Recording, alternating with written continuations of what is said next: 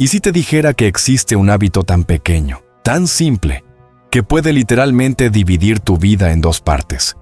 Una antes y una después. No es una técnica famosa, no es una fórmula de gurú, no está en los libros más vendidos. De hecho, la mayoría de las personas nunca van a hacerlo, ni siquiera después de escuchar esto hasta el final, porque exige algo que casi nadie tiene hoy: el valor de quedarse en silencio consigo mismo. Y fue exactamente eso lo que me salvó la vida. Recuerdo perfectamente ese día. Era martes. Llovía suave. Ese tipo de lluvia que no limpia nada, solo vuelve todo más gris. Yo estaba sentado en el coche, detenido en un semáforo, mirando a las personas cruzar la calle como si sus propios cuerpos las empujaran. Ojos vacíos, hombros caídos, auriculares, rostros cansados a las 8 de la mañana. Y pensé algo que me atravesó como una cuchilla.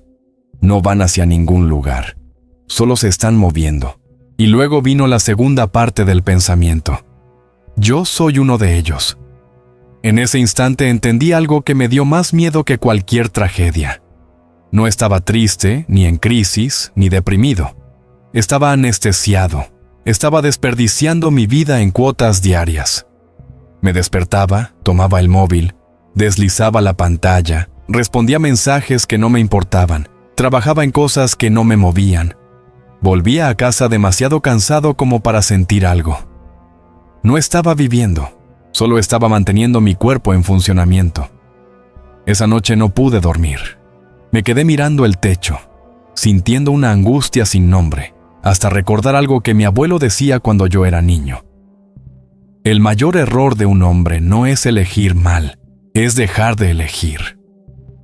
Y en ese instante entendí. Yo no estaba eligiendo nada, solo estaba reaccionando al despertador, reaccionando a las notificaciones, reaccionando a las expectativas de los demás, reaccionando a la rutina. Mi vida no era una construcción, era un reflejo. Y entonces tomé una decisión extraña, casi ridícula, pero que lo cambió todo. Decidí hacer una sola cosa durante 30 días, solo eso. No era meditación, no era ejercicio, no eran afirmaciones positivas. Era mucho más incómodo que eso.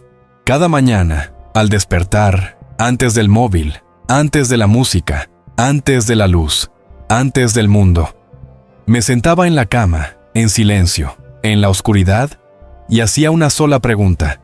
Si sigo viviendo exactamente así, ¿dónde estaré dentro de 5 años? Y no respondía con palabras. Respondía con imágenes. Me obligaba a ver mi cuerpo, mi rostro, mi día, mi casa, mis relaciones, mi alma. Y hubo mañanas en las que quise huir de esa pregunta. Hubo días en los que abrí los ojos y sentí una resistencia física, como si algo dentro de mí supiera que ese silencio iba a doler. Porque en ese silencio no había entretenimiento, no había validación, no había ruido para esconderme. Solo estaba yo, frente a mí mismo, sin excusas, sin testigos, sin aplausos, sin máscaras. Y esa intimidad fue más desafiante que cualquier problema externo que yo había enfrentado. Incluso recuerdo una mañana en la que me levanté de la cama con rabia. Caminé por el pasillo oscuro de mi casa y pensé seriamente en abandonar el experimento. Me parecía injusto tener que enfrentarme a mis propios vacíos, mientras el mundo seguía su curso, indiferente, como si nada importara realmente. Pero algo dentro de mí me hizo volver a sentarme. Era una voz baja, casi imperceptible, que decía: si no te quedas aquí ahora, vas a pasar el resto de tu vida huyendo de ti mismo. Y me quedé. También hubo días en los que la respuesta no fue una imagen clara, sino una sensación en el pecho, un peso, una opresión, un nudo en la garganta. Era mi cuerpo reaccionando antes que mi mente. Era mi intuición gritando lo que yo había pasado años ignorando. Y cuanto más escuchaba esa sensación, más evidente se volvía que yo había estado viviendo una vida que no me pertenecía por completo. Una vida diseñada más para ser aceptada que para ser sentida. Y fue ahí cuando empecé a notar algo sutil pero profundo. Muchas de las cosas que yo llamaba normales eran, en realidad, pequeñas traiciones diarias contra mí mismo. Decir sí cuando quería decir no, sonreír cuando quería irme, aceptar cuando quería cambiar. Y cada una de esas pequeñas renuncias había ido construyendo, poco a poco, una versión de mí que ya no me representaba. Después de algunos días, algo empezó a cambiar. No afuera, dentro. Empecé a sentir un nuevo malestar cuando hacía cosas que antes eran normales. Empecé a sentir vergüenza de perder horas en distracciones vacías. Empecé a sentir rabia por aceptar menos de lo que sabía que merecía. Mi cuerpo empezó a despertarse antes que el despertador. Mi mente empezó a buscar silencio en lugar de ruido.